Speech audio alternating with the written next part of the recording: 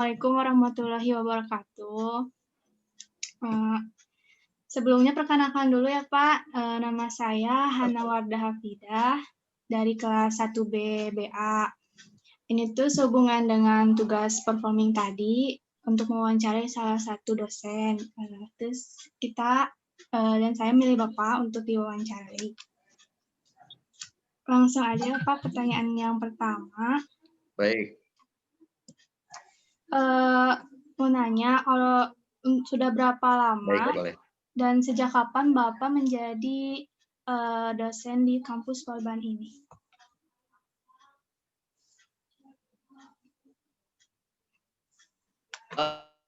Dia mengajar memang baru, mungkin 2017 atau 2016 saya lupa, 2017 kalau ya 2017 kalau. Jadi baru berapa tahun, 3 tahunan atau lebih sebetulnya. Ya. Ya begitu Hana ya. Ya. Selanjutnya nih Pak, kalau boleh tahu apa yang memutuskan Bapak ini ngajar di kampus Polban gitu? Apa itu dari Bapak atau emang tugasnya harus di Polban? Oh gitu ya.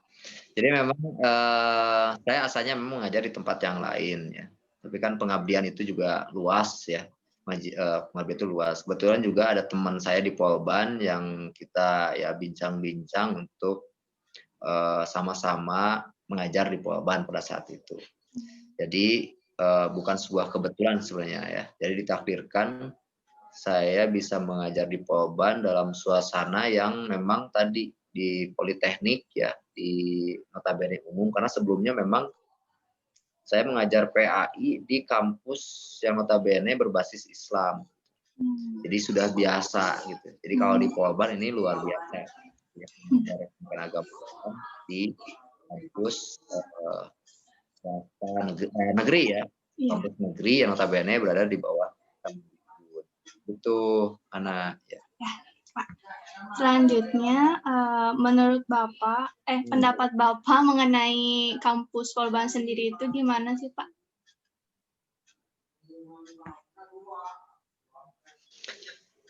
Kampus Polban, menurut saya kampus yang unik. Yang unik, jadi saya langsung ketika mendengar Polban itu kampus politeknik yang besar ya, yang berada di Bandung. Karena bagaimanapun juga politeknik negeri yang ada di Bandung ini sangat tadi ya melihat dari keberagaman dosennya, kemudian juga suasana dan lingkungan kampusnya yang notabene dia teknik tapi sisi religiusitasnya juga cukup tinggi. Pertama dosen-dosennya juga pada baik semua. Saya melihat justru kekeluargaan di Polban itu sangat kuat. Mahasiswanya juga sangat beragam. Dan tentu mahasiswanya kan juga pilihan ya, pilihan. Jadi saya melihat menarik, unik ya, di Polban. Hadirlah mahasiswa-mahasiswa pilihan belajar teknik ada D3 dan D4. Begitu, saudara. Ya, Pak. Selanjutnya, menurut Bapak, bagaimana cara meningkatkan semangat belajar mahasiswa nih? Apalagi dalam keadaan seperti harus online, harus selalu Zoom, Google Meet, kayak gitu. Biar siswanya tuh tetap semangat gitu, Pak, mengikuti kuliah ini. Ya betul. Memang ada apalagi mungkin untuk teman rumah jadi nggak ramai gitu ya. Kita coba kembalikan kepada niatan awal kita ya. Niatan awal kita bahwa kita ini sedang belajar untuk pengembangan diri kita sendiri, bukan untuk orang lain. Ya, dengan niatan ibadah kita belajar untuk mengembangkan kepribadian diri kita, untuk melatih dan mengembangkan life skill kita ya, untuk masa depan kita semua. Ya, untuk masa depan Anda semua ini gitu. Jadi jangan patah semangat karena masa depan ini harus dikejar, gitu ya. Tidak mungkin hari ini ya suasana seperti ini, tapi ini adalah kenyataan. Ini adalah kenyataan yang harus kita terima yang kita harus hadapi, dan justru ini menjadi tantangan, ya. Justru ini menjadi tantangan yang harus dihadapi begitu.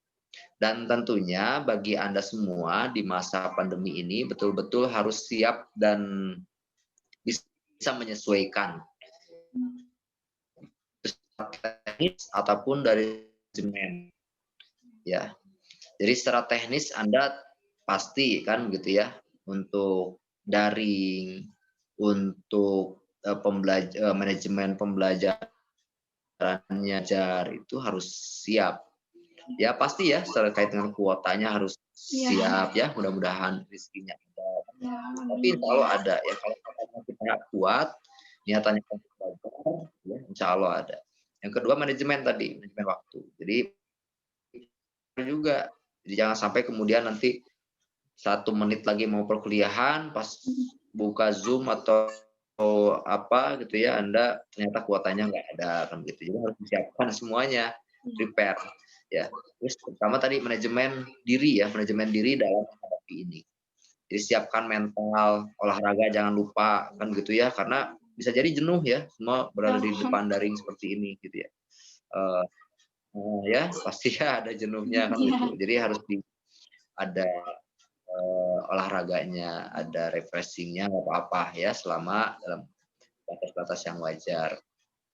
Kemudian tadi manajemen waktu, ya manajemen waktu.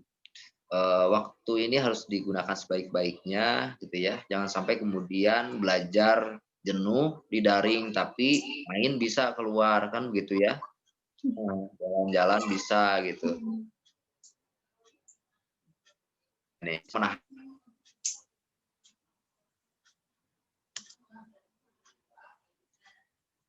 kita bisa melaksanakan pembelajaran daring, tapi kita tidak bisa menahan untuk keluar jauh gitu ya. Selama itu tidak penting, janganlah ya, apalagi di masa pandemi seperti ini. Yang ketiga adalah tadi, pembelajaran di dunia maya seperti ini, di dunia daring ini banyak keterbatasan. Ya, keterbatasan komunikasi, keterbatasan perhatian, kan begitu ya. Keterbatasan tadi dalam materi gitu. Pasti ada keterbatasan. Makanya tidak cukup Anda belajar di ruang kelas maya, tatap maya seperti ini. Jadi disisakan waktu ya, Anda membaca, mengkaji di luar jam-jam ini. Karena memang kita juga memiliki kewajiban yang sama ya, di dalam kelas ataupun di luar kelas. Begitu. Ya, jadi harus siap, ya, harus siap mental ya Pak ya, buat menjalaninya. Betul, harus kuat mental. Untuk memperkuat mental itu, untuk memperkuat mental itu ya kita, dan kemudian jangan pantang menyerah, dan Anda berkomunikasilah dengan teman-teman yang lain untuk menambah semangat. Jangan bergaullah dengan yang semangat belajarnya bagus gitu ya. Kali-kali komunikasi dengan teman yang belajarnya yang pintar gitu, supaya kita juga kebawa ya. Jadi energi positifnya kita ambil gitu. Ya. Begitu. Nah, selanjutnya Pak, pertanyaan terakhir mungkin, apakah ada pesan atau harapan khususnya untuk kita mahasiswa baru angkatan 2020?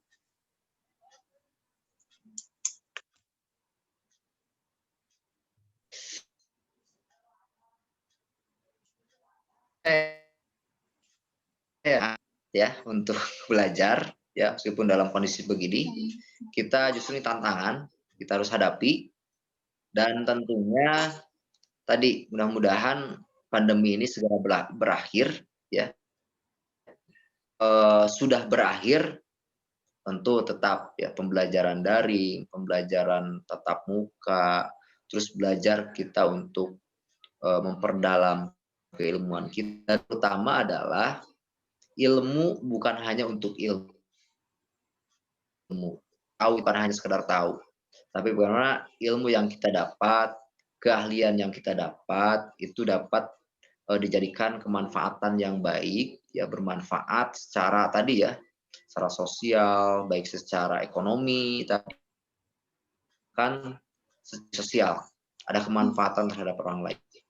Jadi si profesional muda, profesional yang baik, profesional yang soleh, ya, profesional yang senantiasa menjadi kebanggaan, ya, baik itu kebanggaan orang tua, kebanggaan keluarga, ataupun bahkan kebanggaan diri bagi agama dan bangsa ini.